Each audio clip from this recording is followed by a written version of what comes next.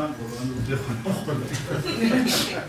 بسم الله الرحمن الرحیم. خیلی خوش آمدید همه و سپاسگزاریم از اینکه امروز دعوت ما رو پذیرفتید. Im Namen Gottes, des Allerbarmers, des ewig Barmherzigen. Wir sind sehr, sehr glücklich, dass ihr unsere Einladung angenommen habt und heute alle hier bei uns seid. اینجا دلیل اصلی که ما با هم جمع شدیم این است که چگونه بتونیم در مسیر ادغام اجتماعی رابطه بین نسلی رو حفظ بکنیم. Also der Grund, warum wir heute versammelt sind, ist folgender. Also wir möchten in der Integration in die Gesellschaft, wollen wir einen Link, eine gute Verbindung aufbauen zwischen den Generationen. روش ها رو پیدا بکنیم، درباره‌اش بحث کنیم و تجربه هامون رو به اشتراک بگذاریم. Wir wollen Methoden herausfinden, herausfiltern und ihre Gemeinsamkeit erkennen und Erfahrungen, die wir in diesen Dingen schon gemacht haben, auch hier erwähnen. بنده به عنوان رایزن فرهنگی که مسئولیت برنامه‌ریزی این کارگاه رو با مشارکت دو طرف ایرانی آلمانی داشتم، از اینکه این امکان فراهم شد و دوستان از شهرهای مختلف اومدن بسیار خوشحال هستم. Ich bin der Kulturattaché der Islamischen Republik Iran und bin sehr froh, dass ich es hier schaffen konnte, die deutschen sozusagen Persönlichkeiten mit den Persönlichkeiten und auch Organisationen aus dem Iran zu verknüpfen und hier an einen Tisch zu setzen. صحبت جمع میکنم امیدوارم که یک روز کاری خوب و یک نتیجه جمعی قابل ملاحظه رو داشته باشیم در این اولین تجربه. Also ich fasse jetzt noch zusammen und wünsche, dass wir einen guten Arbeitstag haben werden können und dass wir in dieser Sitzung, die eigentlich so in dieser Form auch zum ersten Mal stattfindet, ein gutes Ergebnis herausbekommen können. Vielen Dank.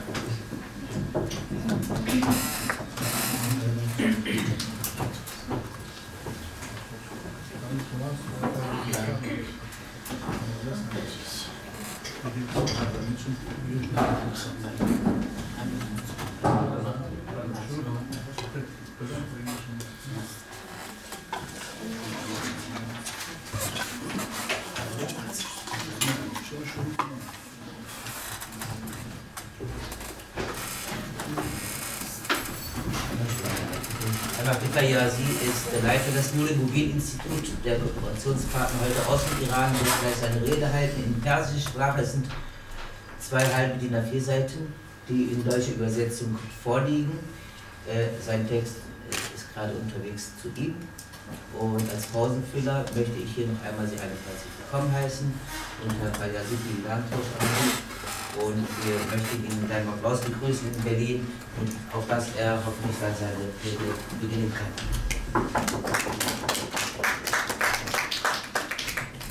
Bismillahirrahmanirrahim.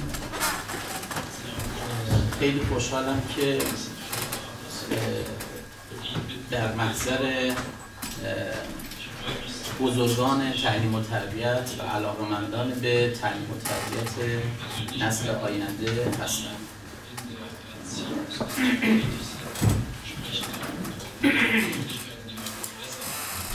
برای بنده کمال خرسندی که امروز در برلین کنار جمعی از علاقه‌مندان، مربیان، معلمین، اساتید و محققانی حضور داریم که مسئله آنها و موضوع آنها فرزندان مسلمان در یک جامعه غیر مسلمانه.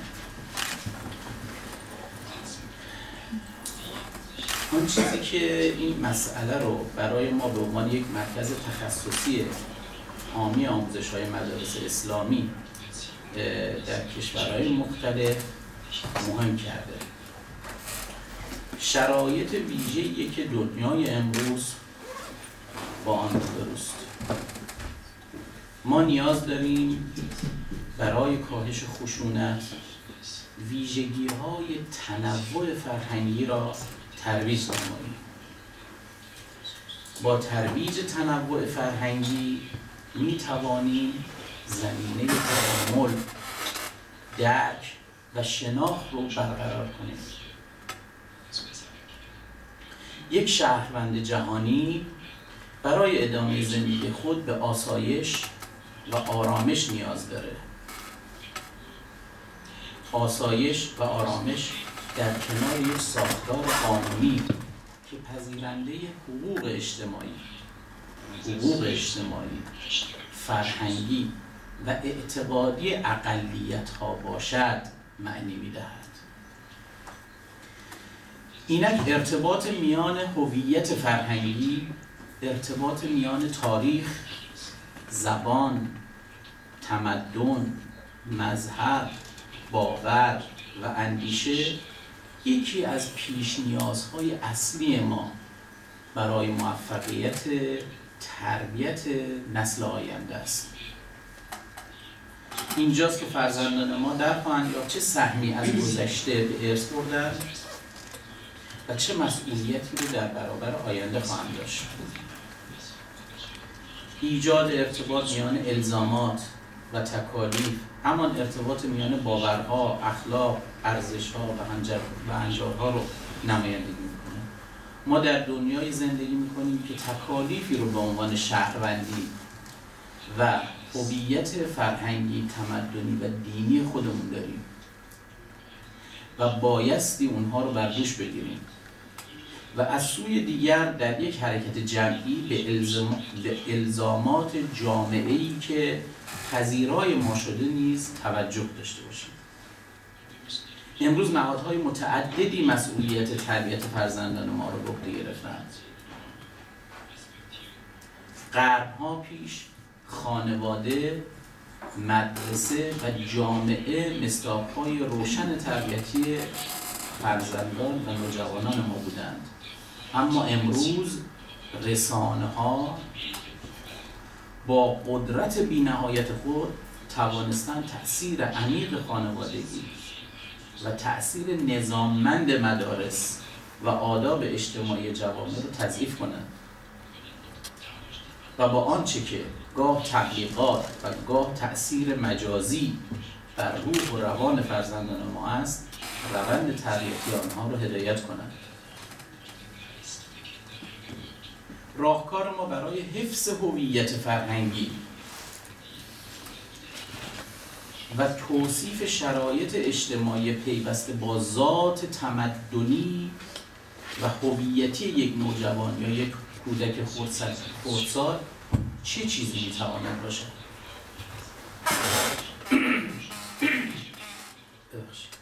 فعالیت‌های جنبی آموزشی با تنوع مناسب که جذاب و تأثیرگذار باشند و بتوانند از تکنیک‌های مدرن نیز استفاده بکنند و در محیط یادگیری متفاوت و کوتاه و در قالب بسته‌های آموزشی دقیق گزاره‌های تربیتی رو در ذهن اطفال ترسیم و تثبیت نمایند.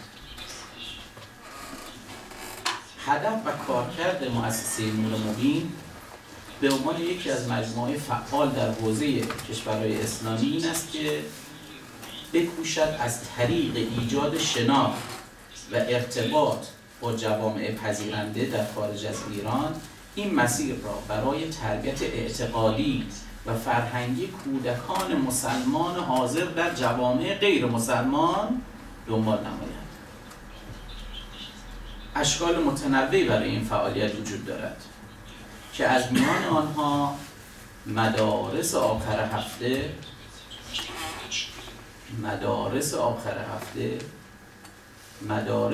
هفته به عنوان روش مناسبی برای کمک به فعالسازی ذهن کودکان و نوجوانان از طریق آموزش‌های توأم با روش‌های مدرن، بازی‌های جمعی و نیز فعالیت اجتماعی توأم با آداب اسلامی را مورد توجه قرار داده است.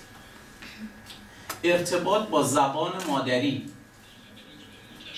که در این هفته ما روز جهانی آن را داشتیم و بعد ارتباط با آموزه‌های اصیل دینی که مروج تحمل پذیری و ارتقاء روحی فرد در محیط اجتماع است به عنوان اولویت‌های برنامه‌های آموزشی نور مبین در برنامه مدارس بالاخص مدارس آخر هفته خود به شمار می‌آید.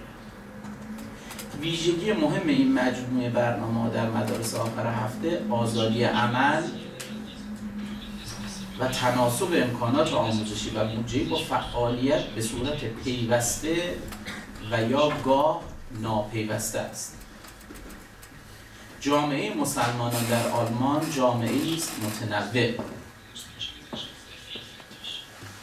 که تأثیری عمیق را از هویت اسلامی خود حفظ نموده و می‌کوشد زمینه‌های افزایش سطح شعور و شناخت میان نسل‌های آینده را با باورهای دینی و فرهنگی جوامع مادر همزمان با همسانسازی اجتماعی طبق ضوابط قانونی آلمان برقرار سازد.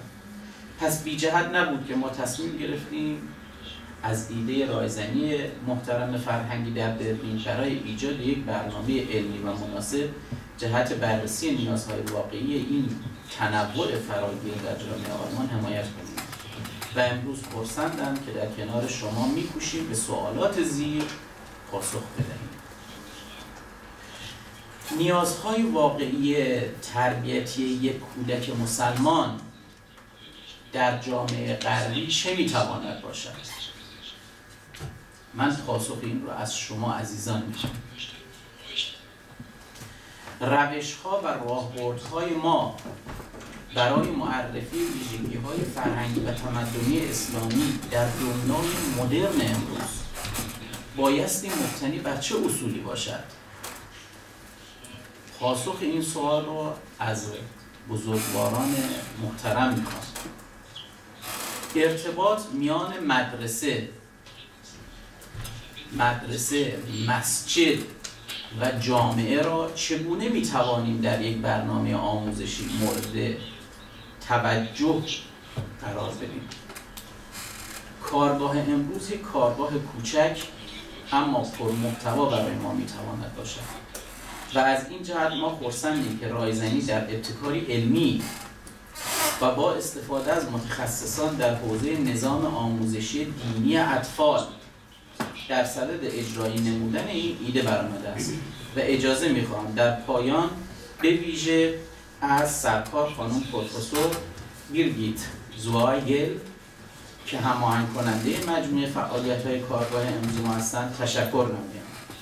از مهمانان محترمی که از انگلستان تشریف آوردند، آقای دکتر زکریا و سرکار خانم سفینا که از انگلستان تشریف آوردند تشکر بکنم و امیدوارم در پایان امروز یک نتیجه مطلوب را از این برنامه داشته باشیم.